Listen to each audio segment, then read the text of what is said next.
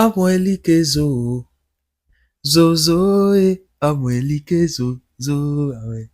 Amwelike zo. Zo. Zo. C'est-à-dire, la déclaration d'amour de la Côte d'Ivoire ce soir, les amis, franchement, le monde entier est témoin.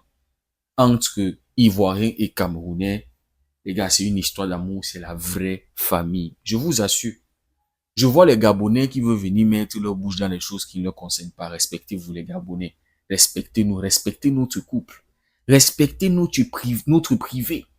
Voilà, les choses de famille, on ne veut pas les étrangers qui viennent mettre leur bouche dedans. Franchement, Côte d'Ivoire éliminé. Hier, c'est le Cameroun qui se fait éliminer. Le chef de famille se fait éliminer. Le chef de famille se fait braquer.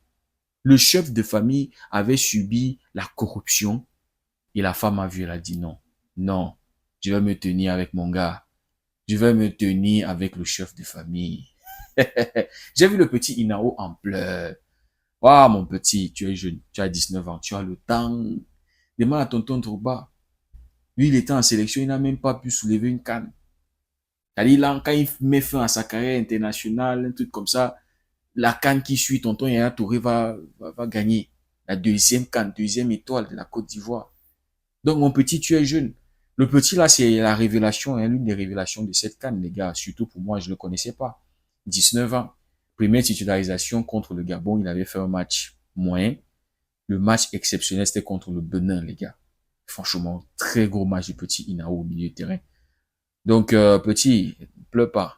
Mais bon, les amis, comme je vous disais ce soir, c'était une déclaration d'amour ouvertement. C'est-à-dire aux yeux du monde entier, la Côte d'Ivoire qui a décidé dans ces moments difficiles, en fait, moments difficiles qu'on a traversés hier, ils ont décidé de se tenir avec nous. On dit, c'est dans les moments difficiles qu'on reconnaît sa vraie famille, qu'on reconnaît ses vrais amis.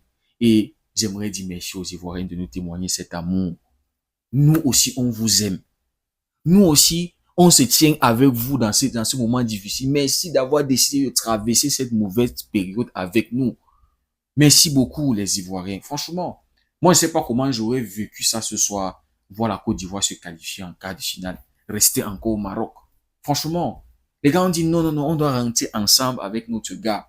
Après, parce que, les gars, conférence de presse, juste avant ce match, Amad Diallo avait souhaité que le Cameroun aille en quart de finale, en demi-finale. Amad Diallo l'avait dit ouvertement. Je souhaite bonne chance au Cameroun. Je souhaite qu'ils aillent en demi-finale. Donc, puisque le Cameroun ne se qualifie pas, les gars ont dit non, on ne peut pas rester en côte, on ne peut pas rester ici au Maroc. On va rester avec qui? Mon gars, il va s'avancer et moi, non, non, non, non, non. On doit rentrer ensemble. Hein, on est venu ensemble, on rentre ensemble. Quelle histoire d'amour, quelle famille, les gars. Vous avez déjà vu ça. Ne soyez pas jaloux de notre famille. Ne soyez pas jaloux les Congolais. Ne soyez pas jaloux les Sénégalais. Ne soyez pas jaloux les Maliens. Ne soyez pas jaloux, s'il vous plaît. Laissez-nous vivre notre amour de manière ouverte, mais privée. Ça nous concerne, nous. Ne mettez pas vos bouches dans nos choses. C'est pas parce qu'on vous montre ça que vous devez venir gâter. Ne venez pas gâter notre sauce. Je suis pas d'accord. Je veux même pas ça. Donc, les gars, avant même que je me pose devant le match, 1-0. 1-0, 4e minute. J'ai dit, mais ça, c'est une vraie déclaration d'amour. Ça, c'est la famille. Donc, ils ont décidé, malgré le fait qu'ils sont forts, champions en titre, des individualités, un collectif, ils sont forts que l'Égypte, ils pouvaient taper l'Égypte ce soir. Hein. C'est-à-dire, si la Côte d'Ivoire voulait vraiment y taper, ouais, les 2 buts qu'ils ont marqués là, ouais, les 2 buts qui sont, ils pouvaient le faire. Mais 4e minute, ils encaissent. C'est déjà pour dire aux Camerounais, on est ensemble. On ne va pas vous lâcher dans ce moment difficile. 102e minute, un autre but, j'ai dit, voilà l'amour. Ça, c'est l'amour, les gars. C'est-à-dire, on ne peut pas demander mieux que ça. Je ne sais pas, on va encore demander quoi aux Ivoiriens. Ils vont encore nous démontrer leur amour, comment. Ils vont encore nous démontrer leur soutien, comment, après l'injustice qu'on avait subie hier. Hein? C'est-à-dire, eux, ils sont champions en titre et ils étaient sur le point d'aller remporter, c'est-à-dire de défendre leur titre, de le remporter encore le back-to-back. Mais puisque, en fait, eux, ils souhaitaient, c'est-à-dire, la Côte d'Ivoire voulait qu'on joue cette finale ensemble. Ils souhaitaient avoir Cameroun-Côte d'Ivoire en finale. Vous voyez, la belle famille en finale. Mais puisqu'on s'est fait éliminer, ils ont dit non, on va sacrifier ça. C'est vrai, on a le potentiel, on a les moyens, pour gagner. Mais puisque le chef de famille est touché, non, on ne va pas continuer. Et quand vous voyez même le but, le 2-1, juste avant la pause, c'est un CSC, non? C'est un CSC. Regardez tous les buts de la Côte d'Ivoire aujourd'hui, c'est les buts forcés. Le deuxième but, c'est un but forcé. C'est un but forcé. Aucune maîtrise aujourd'hui là-bas, la Côte d'Ivoire. Ils n'ont rien maîtrisé ce soir. Au contraire, c'était le bordel, les gars. J'ai vu la Côte d'Ivoire jouer aujourd'hui, j'ai senti que non, ça c'est vraiment pour nous soutenir, les gars. C'est à aucun moment, j'ai vu une Côte d'Ivoire jouer avec le calme. À aucun moment, j'ai vu un Côte d'Ivoire avec la tête froide qui maîtrisait le match. Hein? Malgré le fait ils ont eu possession de balle. Hein? Non, non, non. Ils n'ont pas maîtrisé ce match, franchement. J'ai senti la pression du champion sur eux. Vouloir absolument, et ils étaient sous pression, les gars. C'est pour ça que, offensivement, regardez, les attaquants, ils ne se sont pas illustrés aujourd'hui. Le seul pour moi, c'est Diomandé. C'est le seul qui ressort parmi les attaquants.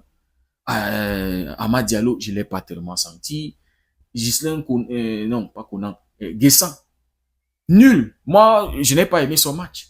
Celui qui m'a alors déçu, c'est Franck Kessié. Et même ça canne, les gars. Pour un joueur aussi expérimenté, j'étais vraiment déçu de la canne de Kessié, les gars. En plus, c'est le capitaine de cette équipe.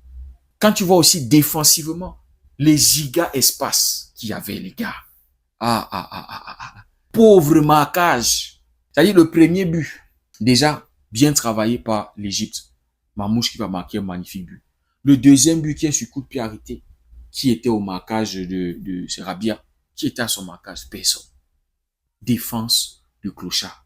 Mais les amis, je dis toujours, c'était une stratégie mise en place par la belle famille pour soutenir la belle famille camerounaise. Et donc, les amis, à la pause, on a 2-1.